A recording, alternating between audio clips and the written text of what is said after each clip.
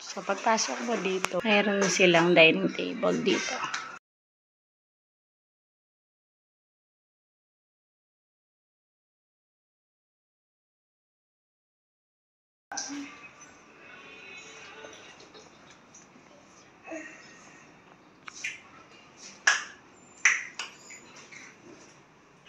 Then, banyo pa rin ito. Tapos, may maliit na pa-bar counter. At ito yung kitchen. So, there's a ref, may rice cooker, then ito yung mga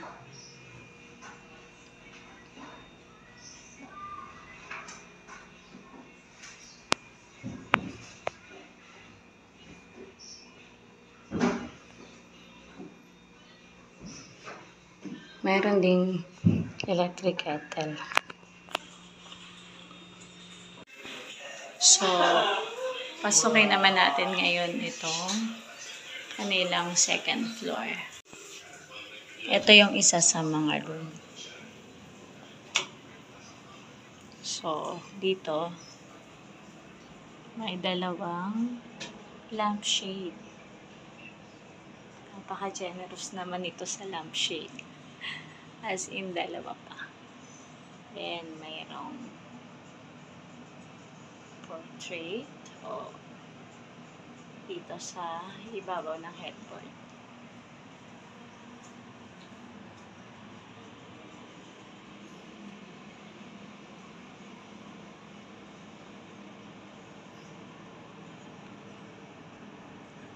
Cute ng kanilang light. Then, meron ditong working table. So, kanina, I'm working.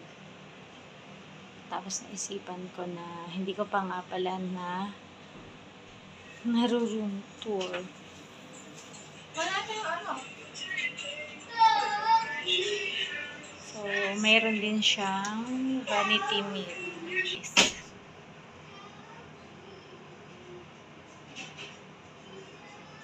So, ayan. So, mayroong sabitan din dito.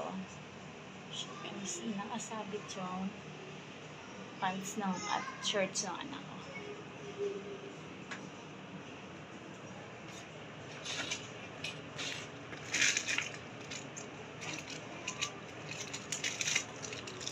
So, ayan. Ito yung aircon nila. Then, meron ditong cabinet. Ayan.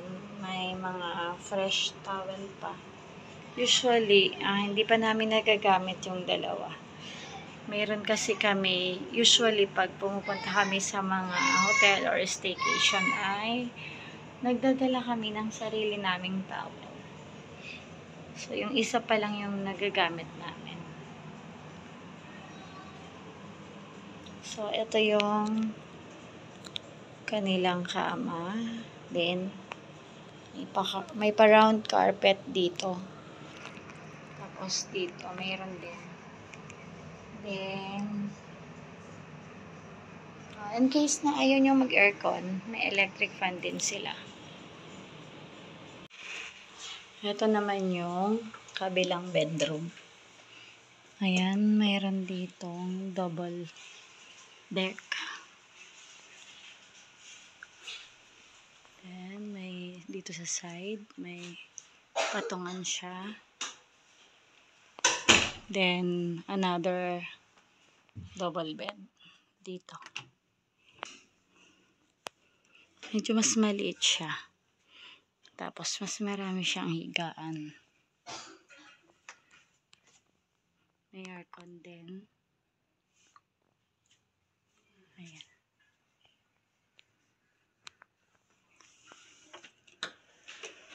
So, ito yung kanilang CR. Kakaligo lang namin. Kaya basa. Ayan.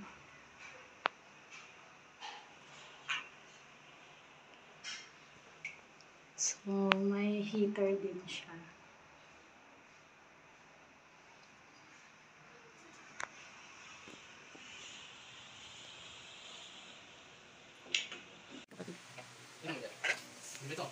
kainin ng rook. Ayaw mo din mo kainin ng horse.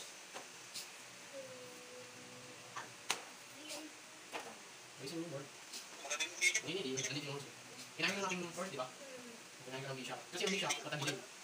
Ano gagawin mo na? Kinain ko yung rook mo. Huwag kang pabago. Ano gagawin mo na? Kinain ko yung rook mo gamit ang bishop. May nakikita ka ba? May pwede mong kainin. Yung may business mo ba? May pwede mong kainin. May makakain ba yung horse mo? Mayroon. May horse mo? May horse na, hindi, anak, isang horse. Hindi yan, be. Dalawang, tama. Isa lang ba yung dalawa? Kasi, 1, 2. Pero may, ano? May kakainin, yung isang horse. Yung isang horse na, Oh, may kakainin mo siya. alin? Alin ang gusto niya kainin? Paano Yup. niya kainin? Yung. Yan. Paano mo nakain to? Ed. Paano mo nakain to? Di ba nandito siya? Bakit pumunta dito? Kasi, tama. Di ba nakain? Di ba nakain? Yan. Kaya nakain mo. Nalagay ko dito ang queen. Nakain ko yung horse mo. Pwede mo nalis. So, lipat yung horse mo, kainin mo anak isa. Hindi yan. Hindi pa yan. May mas magandang galaw pa dyan. Kainin mo anak yung, ano, ni kuya. May mas magandang galaw pa dyan. Kainin mo yung ano ni kuya. Di ba ang horse ni Pael? O, nasan yung L? Hindi dyan. Hanapin mo yung paano mag-L. Kainin mo yung Gusto yung galaw ng horse. Pwede dito. 1, 2. Tapos hindi mo dito. Kaya ito wala naman dito. pa-L, bebe. Pwede O, dyan saan pa? dito. Ito. Dalawang block. Yung dalawang square. Tapos ito. Pwede mo kainin, di ba? Tapos ito naman. Wala kang kain dyan.